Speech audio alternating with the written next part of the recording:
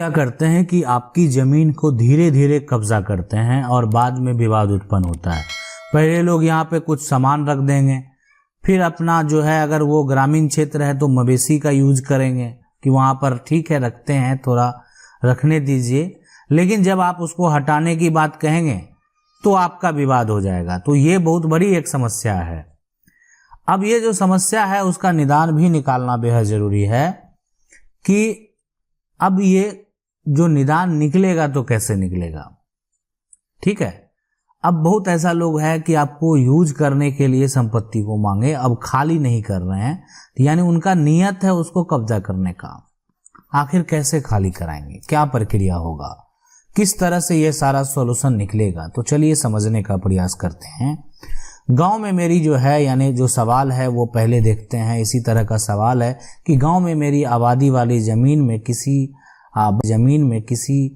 बगल के ने जो है नल लगा दिया कब्जे के मकसद से, तो मैंने वहां तुरंत पहुंचकर अपनी सीमा तक का जो है वो सरहद अलग की, तो नल जो है मेरी ज़मीन के अंदर आ गया। हालांकि विवाद बहुत हुआ, पर मैंने उसे समझाया कि मैं तुम्हारा नल इस्तेमाल करना बंद नहीं कर रहा हूँ।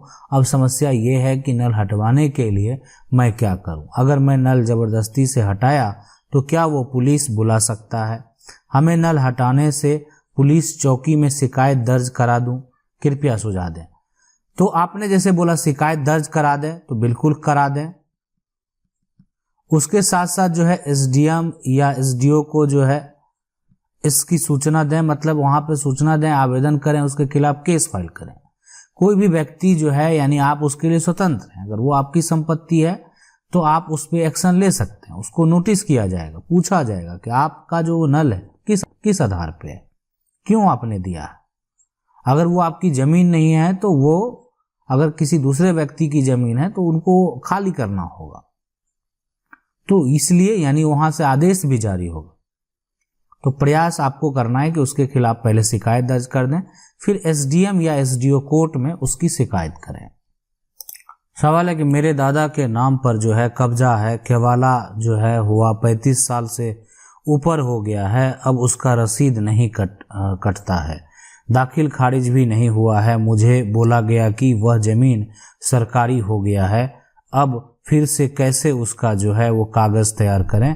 देखिए, जो आपके दादा के नाम से केवाला है, 35 साल अगर हो गया है और अगर वो रसीद नहीं कटा है, नहीं हुआ है, अब सरकारी जमीन अगर हो गया है, ठीक है, तो अब आपको सिविल कोर्ट में जो है आपका है ना, सिविल कोर्ट में आपके रजिस्ट्री के अकॉर्डिंग कि इसलिए आपने जो अगर पुराना एक तरह से कागजात को यूज करके खरीदा है, यानी उसमें सारा वो दस्तावेज अब सरकारी हो गया, लेकिन पहले अगर आप जब खरीदे वो सरकारी तो नहीं था उस समय, तो उस समय जो है वो कागजात आपको निकलवाना होगा।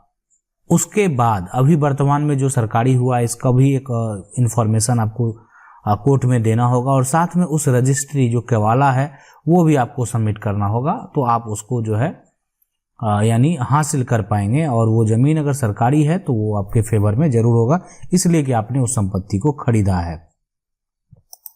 सर, मेरे पिता के पास पैतृक संपत्ति है, उन्होंने स्वयं कोई भी संपत्ति नहीं कमाई है, पर मेरे पिता ने मेरे बड़े भाई के नाम पर संपत्ति रजिस्टर कर दी। वह मेरी बहन को हिस्सा नहीं दे रहे हैं, और 1 साल पहले 2 व्यक्ति को संपत्ति बेच दी है। क्या वह रजिस्ट्री कैंसिल हो सकती है? बिल्कुल हो सकती है, बिल्कुल हो सकती है। देखिए, पिता अगर कोई भी नहीं कमाई है और उनका बेटा और बेटी अगर बालिग है, ठीक है, बालिग है, तो वो अपना हक और हिस्सा ले सकता है, जो भी उनका हक है ना वो प्राप्त कर सकता है। तो अगर पिता के द्वारा ऐसा किया गया है कि वो एक तरह से अपनी पैतृक संपत्ति, अगर उन्होंने वो संपत्ति नहीं कमाई है तो उनको वो बेचने का भी पूरा राइट नहीं है।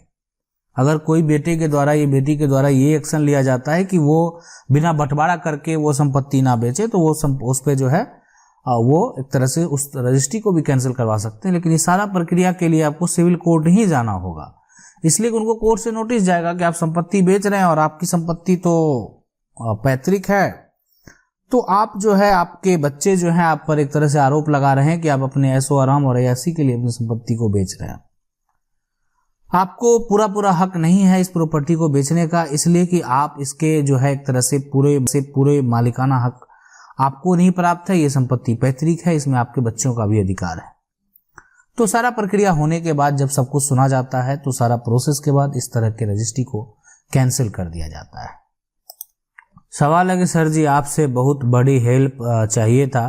मैं जो है मेरे पापा और मेरे चाचा 2 भाई हैं और जो है हमारा 8 डिसमिल ज़मीन है और मेरे जो है चाचा को बिना पूछे एक आदमी को मेरे पापा ने 3 डिसमिल ज़मीन लिख दिया है।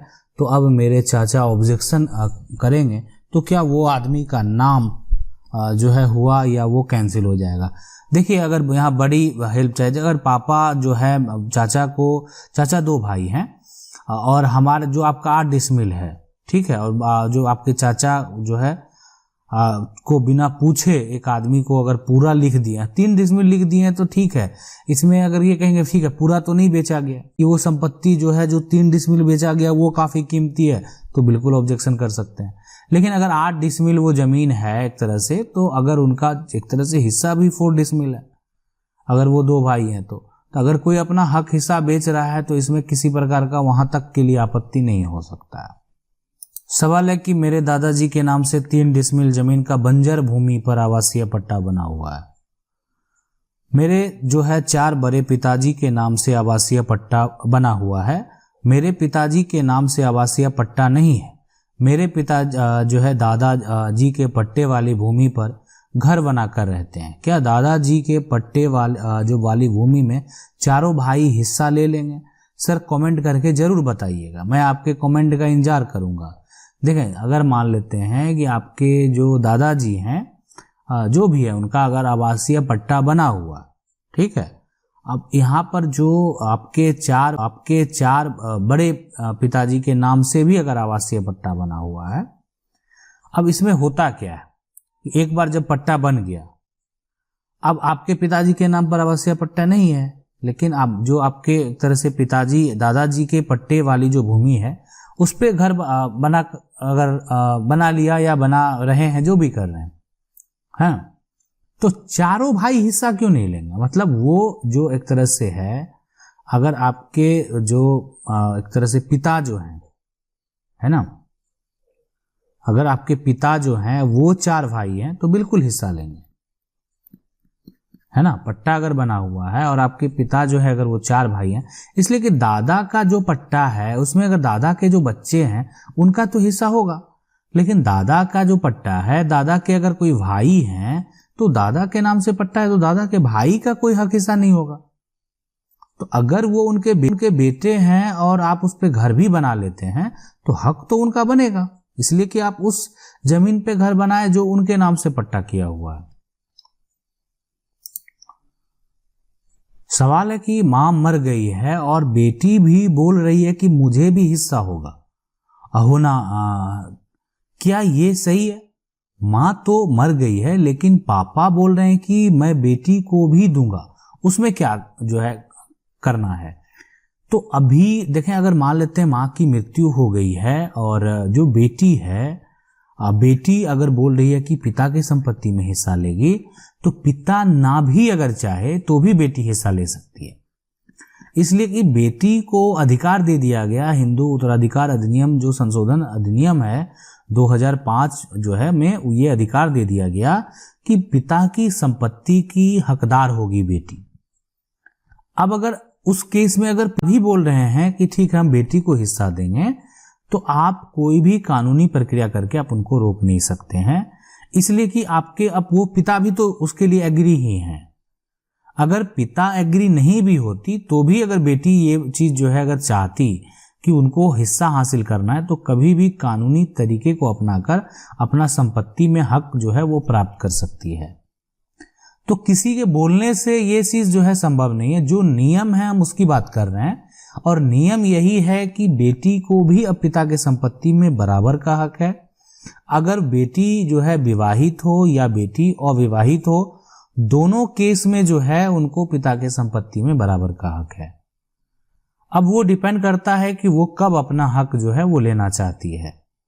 अगर पिता का किसी प्रकार का कोई अर्जित संपत्ति है तो उस केस में अगर पिता ना देना चाहे तभी जो है पिता से वो हिस्सा प्राप्त नहीं कर सकती है, अन्यथा सभी केस में लगभग वो हिस्सा जो है प्राप्त कर सकती है। आशा करते हैं वीडियो अच्छा लगा होगा। वीडियो को लाइक जरूर कर दें। चैनल को पहली बार देख रहे हैं सब्सक्राइब करके जो बेल आइकन है उसको जरूर दबा लें। मिलते हैं अगले वीडियो में, तब तक के लिए।